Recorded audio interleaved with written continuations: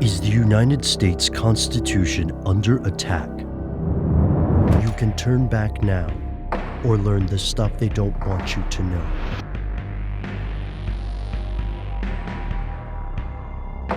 Here are the facts.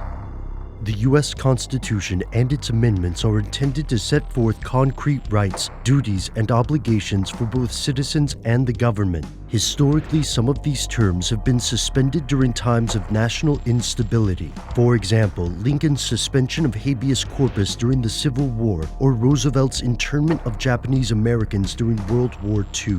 Yet the public has also pushed for a return to the original liberties guaranteed in the Constitution. And over time, the government has added new rights, such as the 14th Amendment. But according to various pundits, legal experts, and theorists, the Constitution is far from safe. In fact, they argue it's under constant attack.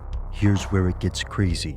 In the post-9/11 world, people on both sides of the political aisle claim that the US government is encroaching on the rights of average citizens. You don't have to look far to find this reasoning. But how accurate is it? The answer depends on who you ask. For fans of radio host Alex Jones, an overreaching federal government is moving relentlessly toward total domination of the citizenry. Many in the mainstream see this as an extreme view. Adam Liptak, writing for the New York Times, argues that while the Patriot Act expanded the government's surveillance powers, the act itself only tinkered at the margins. The more crucial change was the way in which law enforcement conceived its mission. The focus on preventing acts of terror before they occurred led to a troubling dilemma. What should be the balance between liberty and public safety? Legal scholars have also voiced concern in the years since 9/11. Professor Susan N. Herman, president of the ACLU, argues that the Fourth Amendment has been diluted by the amount of surveillance that's been unleashed with less and less judicial review.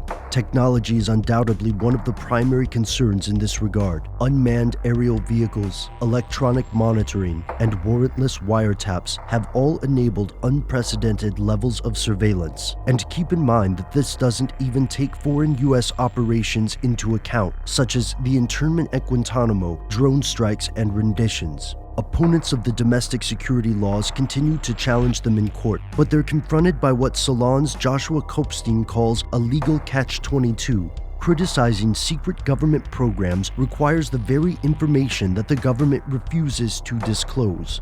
Supporters of government secrecy argue that this is an issue of national security in an ongoing effort to protect the United States from terrorism. But what moves are government agents taking exactly? How do these laws affect the Constitution? In a troubling number of cases, that appears to be something the government legally doesn't want you to know. I do solemnly swear that I will faithfully execute the office of President of the United States and will, to the best of my ability, preserve, protect, and defend the Constitution of the United States.